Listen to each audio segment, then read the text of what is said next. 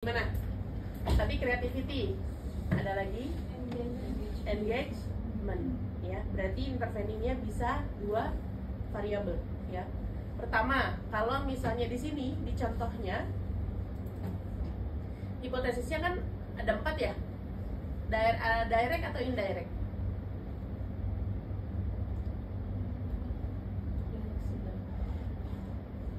Dari 4 hipotesis direct semua atau ada indirectnya?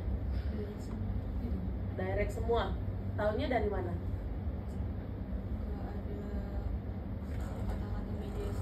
Nah, nggak ada kata-kata mediasi. Nah, di sini saya sengaja tidak memasukkan hipotesis mediasinya dulu. Kenapa? Takut pusing kalian, ya. Jadi nanti saya akan mengajarkan tambahannya untuk melihat mediasinya, ya. Oke, kalau misalnya mau diteruskan hipotesisnya, sebenarnya bisa tambah 2 hipotesis lagi, ya. 2 hipotesis yang indirect.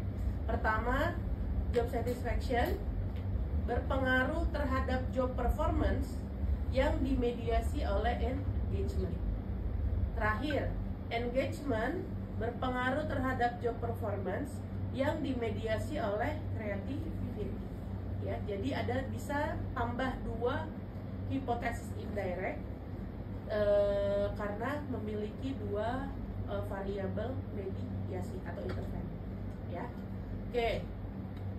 Dari hipotesis ini kita sudah melihat ada arah-arah yang pasti. Semuanya berhipotesis positif. Berarti ingat hipotesisnya one tail atau two tail? One tail, ya. Kalau one tail signifikannya bagi 2 atau enggak? Bagi, ya. Oke, berarti nanti pada saat kita mengolah, kalau sudah selesai, berarti lihat nilai sig-nya, pastikan dibagi 2 dulu, baru ditentukan apakah nilai tersebut lebih dari atau kurang dari 0,05, ya. Oke, kalau sudah, kalian boleh buka data SPSS-nya dulu. Kita ke variable view dulu ya, yang kiri bawah. Nah, kita cross check ke bawah. Ada dari nomor 45 sampai 55, itulah yang akan kita masukkan ke dalam Amos, ya. Ini saya perjelas dulu. Job satisfaction di nomor 47 itu memiliki 2 dimensi, IJS dan EJS. IJS itu kalau nggak salah internal job satisfaction, yang terakhir adalah external job satisfaction, ya. Lalu di kolom 51 ada job engagement, terdiri dari 3 dimensi. Ada figure, date-nya tuh apa ya dimensinya engagementnya? Education apa ya? Kalau nggak salah saya lupa. Sama ABS saya lupa, antara absolute atau absorbment gitu, ya. Ada 3 dimensi dari engagement. Lalu creativity. Kalau di sini tidak ada tulisan seperti ini nih, yang gede-gede gini, saya berarti artikan dia tidak punya dimensi. Jadi langsung indikatornya, ya. Sedangkan job performance memiliki 2 dimensi, yaitu TP dan CP. Saya lupa T dan C-nya apa. Yang penting P-nya adalah performance, ya. Nah, kalau mau lihat indikatornya di atas tuh, internal job satisfaction aja indikatornya udah ada 12, ya. Nggak mungkin kita memasukkan data 12-12-nya untuk masuk ke dalam Amos, ya. EJS punya 6 indikator, figure punya 6 indikator, yang date itu ada 5 indikator, yang A punya 6 indikator. Creativity hanya ada 4 indikator yang diwakili oleh C1 sampai C4, ya. Sedangkan si TP dan CP TP punya 3 indikator, CP punya 2 indikator, ya. Kalian masih ingat kemarin cara ngitung rata-ratanya yang ditransform? Ingat gak? Lupa. Ya dah, saya ajarin nih, ya. untuk menghitung nilai dari rata-rata dimensi ya, klik transform. Saya kasih tahu, saya ajarin yang IJS aja ya. Klik transform, compute variable, target variabelnya ketik IJS.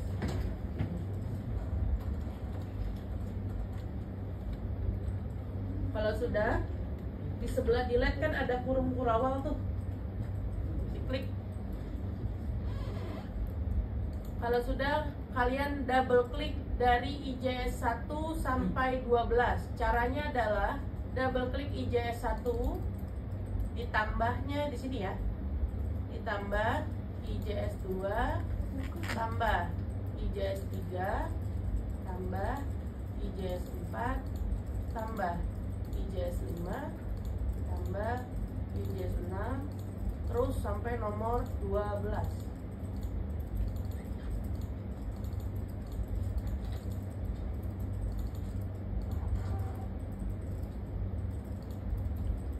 Kalau sudah sampai IJS 12, itu kan kedap-kedipnya masih di dalam kurung kurawal tuh. Geser keluar. Dibaginya berapa? 12 ya. Nih, baginya pakai yang ini ya. Lalu ketik di layar ada angka 12. Jadi, sebelum kalian memasuki fase ini, kalian pastikan dulu seluruh indikatornya sudah valid ya. Kalau misalnya sudah valid, berarti oke, kalian bisa langsung mentransform compute nilai rata-ratanya. Tapi kalau nggak valid, berarti kan kalian buang dulu tuh. Misalnya IJS dari 12 yang nggak valid 3, nomor 1, 2, 3. Berarti 1, 2, 3 dibuang dong, sisanya cuma 9 ya. Nah, berarti yang ditransform itu mulai dari nomor 4.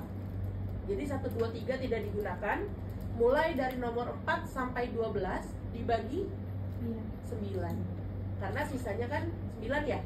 Karena dari 12 yang gak valid 3, makanya dipakai hanya 9. Jadi makanya harus dilakukan validitas dan reliabilitas terlebih dahulu, baru kalian hitung nilai rata-ratanya.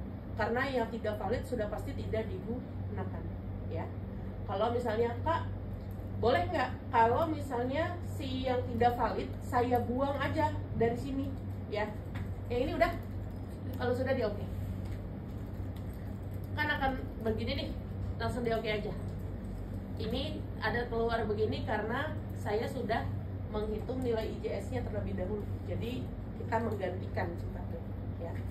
Nah, misalnya nih, Kak, ternyata si IJS-nya tadi dari 1 sampai 12 yang nggak valid ada 3, nomor 1, 2, dan 3. Boleh nggak Kak saya buang aja langsung? Takutnya saya lupa, saya ke input misalnya. Boleh aja. Gimana caranya?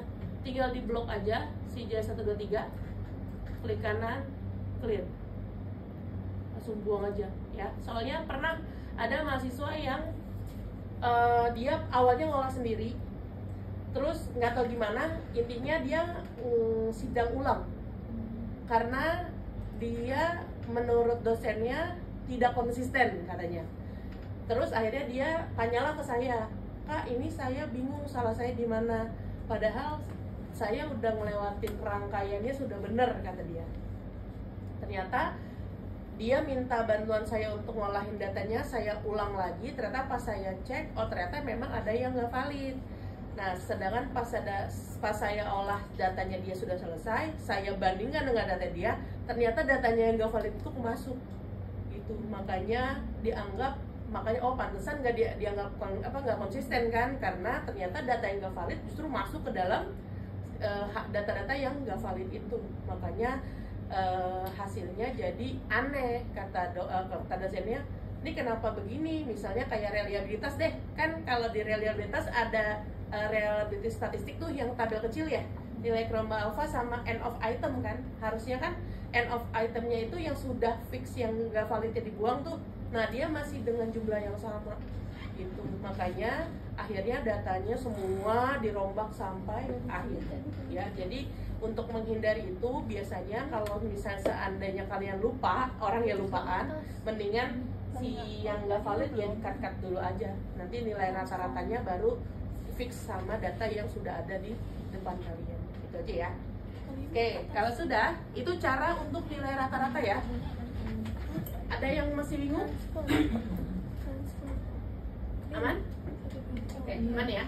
Kalau sudah, sekarang kita akan mulai masuk ke dalam Amosnya. Kita akan mulai untuk mengolah datanya. Ingat, sebenarnya Amos ini sendiri juga bisa menguji validitas. Sebenarnya. Tapi di kasus ini kita tidak bisa mengolah validitas menggunakan Amos. Kenapa? Karena ada variabel dimensi. Kak, kalau seandainya variabel saya tidak ada dimensinya, bisa nggak Kak? Bisa banget. Ya. Nanti tabelnya akan saya tunjukkan di mana tabel untuk membaca nilai validitas menggunakan software Amos. Ya. Oke, kalau sudah, sekarang kita olah datanya. Dipastikan komputer kertasnya bersih. Masih ada bekas? Nggak ada ya? Oke. Karena gambarnya itu adalah ke kanan, ya, menyamping. Salah. Nih, menyamping, ya. Maka ukuran kertasnya akan kita ubah. Caranya, view, interface, properties. Paper size-nya kan portrait letter tuh, kita ubah jadi landscape A4. Kalau sudah di apply, dia akan otomatis terganti. Kalau sudah berubah kertasnya, di close.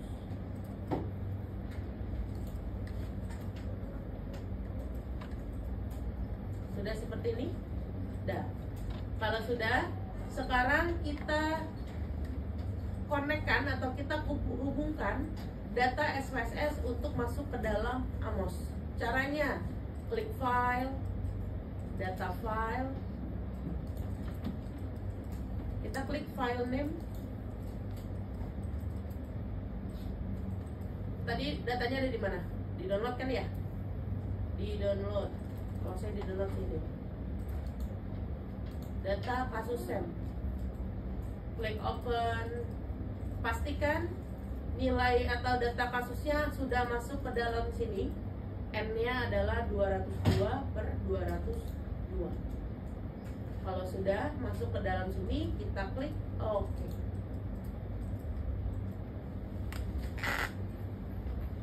Aman?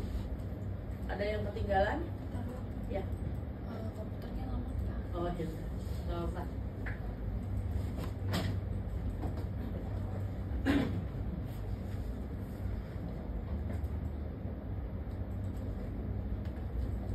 Udah sampai yang Dari mana?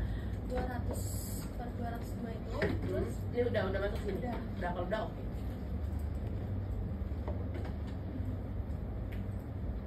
Oke, kalau sudah, sebelum kita gambar bulat-bulatannya, kita masuk ke baris ketiga. Ada kotak-kotak warna putih yang berjejer, ya, berjejer ke bawah.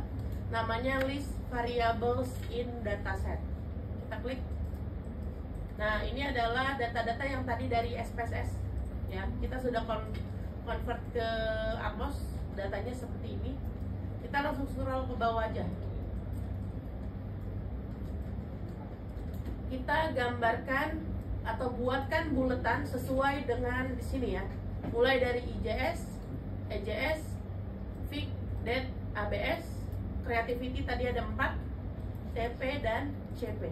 Ya, caranya adalah di baris pertama di sebelah kanan itu ada icon kayak gambar cumi-cumi kebalik. Ya, sebelah buletan. Kita klik sekali. Lalu kita tumpahkan ke kertas. Kita klik 3 kali dulu ya. 1, 2, 3.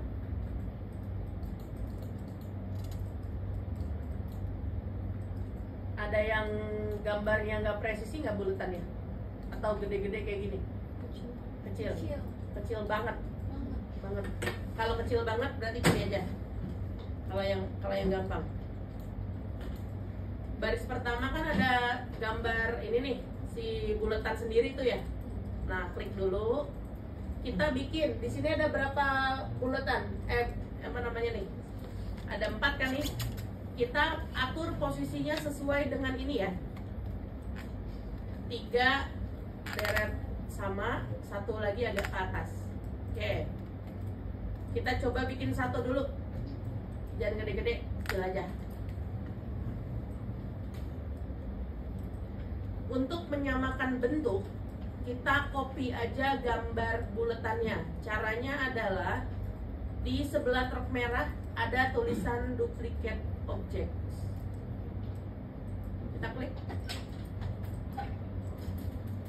Kalau sudah, kita geser dari buletan yang sudah kita bikin. Geser 1, geser 2, geser 3.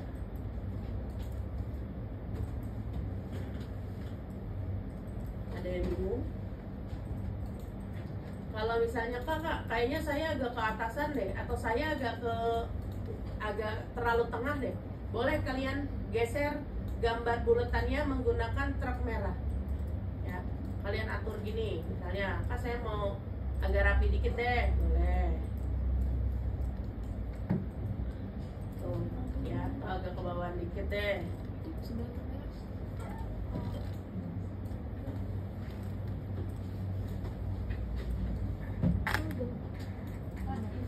Ya.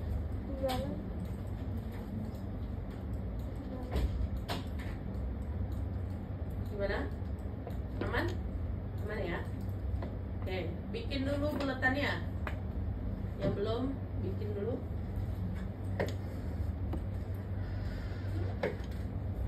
Bisa nggak? Buka amos dulu aja. Hah? Gak apa-apa, itu exit aja.